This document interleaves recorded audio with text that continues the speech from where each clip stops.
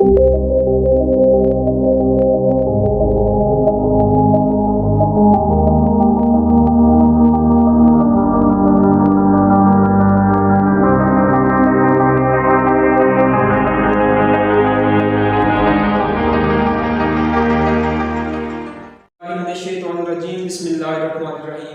वालेकुम dear students, मैं हूं मोहम्मद कासिम अब्बास और आप देख रहे हैं स्टडी ट्री।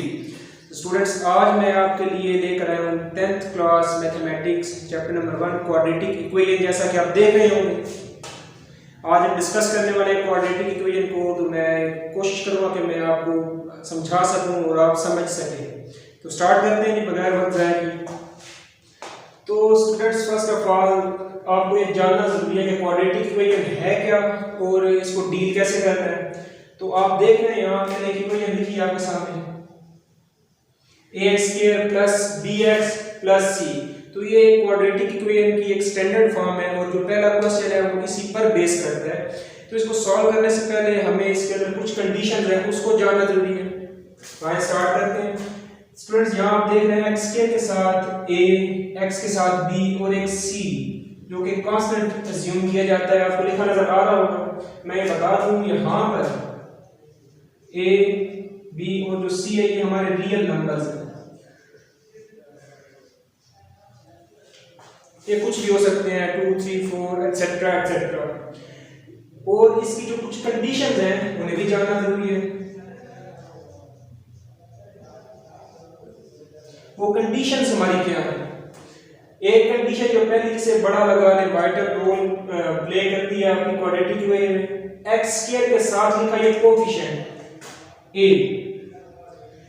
तो जो a कोफिशिएंट है इसको कभी भी 0 के इक्वल नहीं होना चाहिए। ये कंडीशन 1 है। ये आप आगे जब इसको सॉल्व करेंगे आप इंशाल्लाह को समझ जाएंगे। इसको कभी भी 0 के बराबर नहीं होना चाहिए, कंडीशन 1 है। और कंडीशन 2 जिसकी वजह से इसको क्वाड्रेटिक इक्वेशन बोला जाता है। तो स्टूडेंट्स, वो इक्वेशन है हमारे पास अननोन वेरिएबल।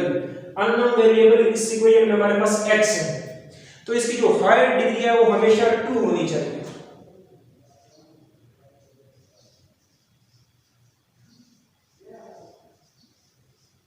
हमेशा 2, जैसा कि आप इस इक्वेशन में भी देख रहे हैं कि आपकी क्वाड्रेटिक इक्वेशन को हम क्वाड्रेटिक या दो दर्जे मसावात बोलते ही इसी वजह से है कि उसमें जो अननोन वेरिएबल होता है हमारे पास, उसकी जो हायर डिग्री है वो हमारे पास 2 होती है। तो आइए स्टार्ट करते हैं पहले क्वेश्चन की तरफ।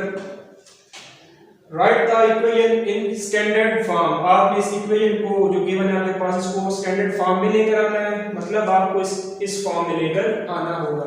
स्टार्ट करते हैं। स्टेटमेंट आप देख रहे हैं पहले क्वेश्चन में, x + 7 * x - 7 = 7। और आप देखें ये स्टैंडर्ड फॉर्म में नहीं है, हमें इसको कन्वर्ट करना है स्टैंडर्ड फॉर्म के अंदर। तो उसका सॉल्यूशन स्टार्ट करते हैं। फर्स्ट ऑफ ऑल आप इस पोर्शन का यूज करने वाले हैं। इस पोर्शन के अंदर लिखे हुए इस x वैल्यू का x * ये सेकंड पोर्शन x - 7।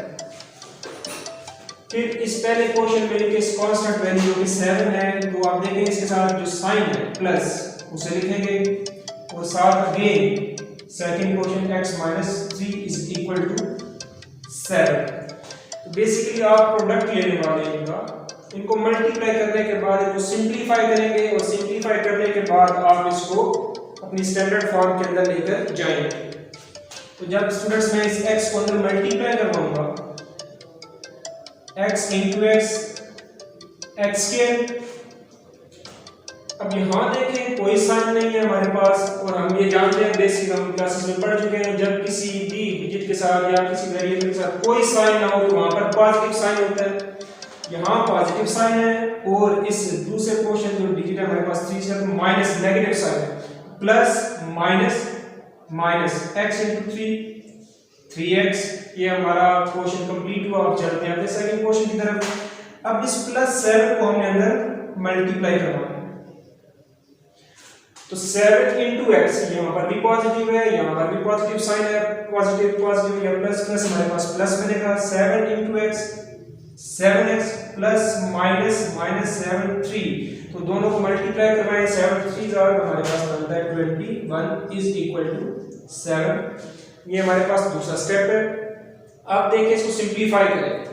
इस x को एज इट इज नीचे आप ले आए, 7x पॉजिटिव है 3x नेगेटिव, तो दोनों सेम है। 7 में से अगर आप 3 को सब्ट्रैक्ट करें तो आपके पास पॉजिटिव 4x आंसर आएगा।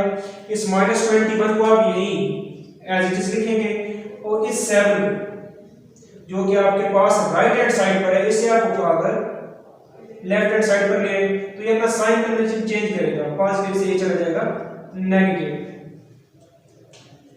अब मजीद आपको थोड़ा सिंप्लीफाई करना पड़ेगा। x square as it is आएगा जी आपके पास plus 4x as it is आएगा -21 -7, तो ये मिलकर बनेगा -28 इज इक्वल टू 0। तो स्टूडेंट्स ये आपकी एक स्टैंडर्ड फॉर्म इक्वेशन बन चुकी है। जैसा कि आप देख रहे हैं x स्क्वायर भी हमारे पास है, यहाँ इसका कोएफिशिएंट 1 है हमारे पास, dx की जगह ले ली 4x ने और कांस्टेंट जो वैल्यू थी वो हमारे पास 28 नेगेटिव 28 है। तो ये स्टूडेंट्स आपके पास एक स्टैंडर्ड इक्वेशन आ चुकी है।